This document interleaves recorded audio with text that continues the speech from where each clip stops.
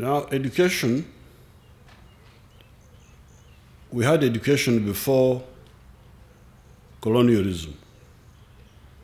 You know, Africans have been here for the last 4.5 million years. But people don't remember this. They seem to think that we have just come here. We have been here for the last 4.5 million years. And all human beings started here. Even this Belgian is a former African.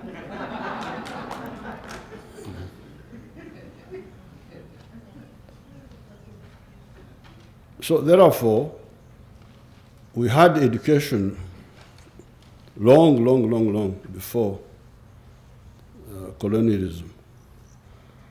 That education, however, was in two parts. One part was home education. People were educated at home by the families.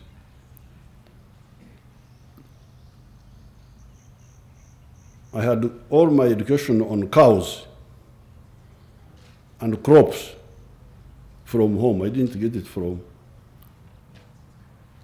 school. That was one form of education. The second form was, before colonialism, was mainly in the palaces. These kingdoms here had some educational arrangements, especially to do with army.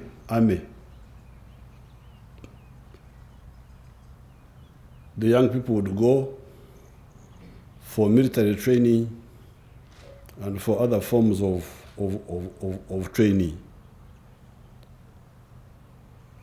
But there was also a third form of education, which was, I have resurrected it for you recently. It's called emyoga. Emyoga. The word omwoga is a Runyankore word which means specialization for livelihood. I think those who studied English history, what we would call emyoga here is what they were calling the guilds around the Middle Ages. So here you would have the blacksmithing families, abahesi, passing on that knowledge through the father to son and so on. The ababayizi, carpenters, the same. Abanogozi, the ones who do clay, the same. It would be through the family or apprenticeship with the family. So the pre-colonial education really was therefore in those three parts: the home, the palace, and the emyoga. The omwoga means the specialization for livelihood. Blacksmith, that is omwoga. Abanogozi, clay people, the ones who use clay, that's omwoga. The people who specialize in water transport, those are called abarimbi. There was everything. The ones who are making backcloth, abakomaji.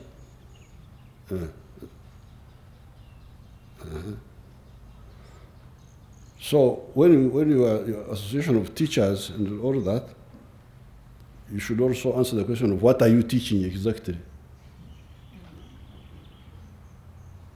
You may find that you are teaching a lot of confusion.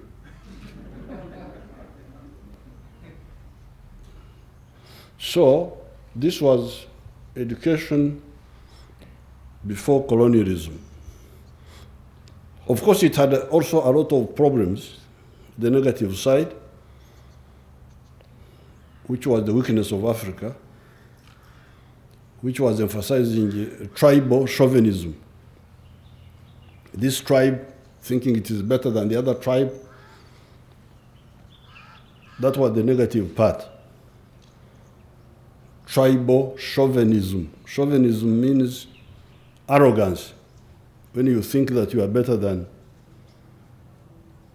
the other people. So therefore, when you are teachers, you should study what are you teaching. Don't just say teacher, teacher, teacher, teacher, teacher. So now, because of internal weaknesses, Africa was colonized. This was not something to be proud of. Why were we colonized? How could foreigners come and take over our country? How? Were we maggots or what? That means we had internal weaknesses in the structure of the society. Now, when the colonialists took over, they introduced now formal education, which had like two parts,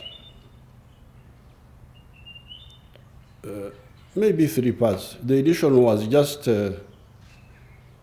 literacy in the early days, literacy just to be able to be clerks and small jobs to support the colonial system. But gradually, they introduced, you could say, 3 lines of education. One line was technical, some technical training, technical skills.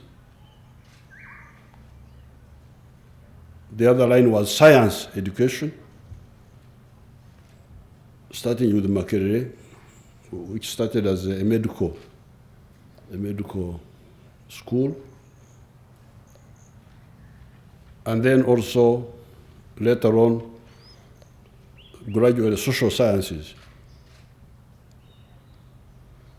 So, technical, science, and social science, natural sciences, and social sciences. The science side was much of the time in Africa, not just here, much of the time theoretical.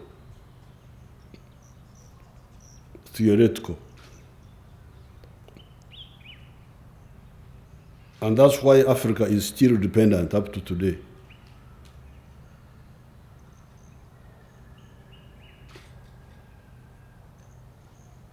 Importing Japanese cars,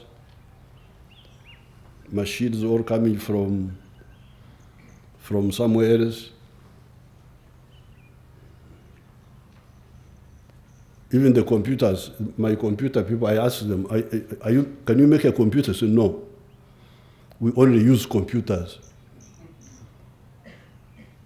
So when somebody says, I am a computer scientist, he means he has been trained in using other people's computers.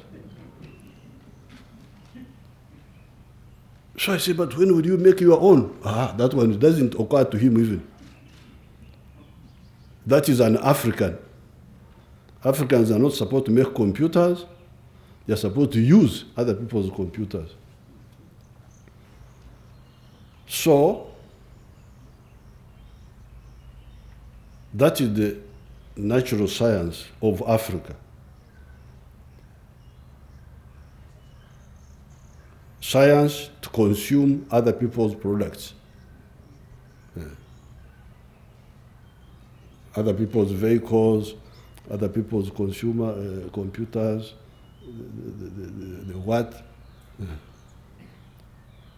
Now, for the social science, that's even more tragic, because that one was clearly much of it off the point.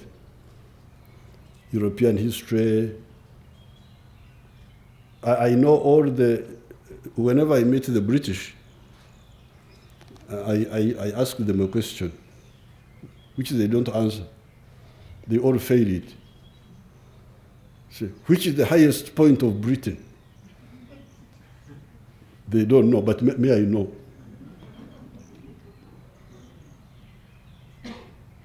It is a small hill called Ben Nevis, 4,441 feet above sea level. They call it a hill, but it is just like here. Because that's what we were learning. The geography of the British Isles. I knew all the rocks, all the what?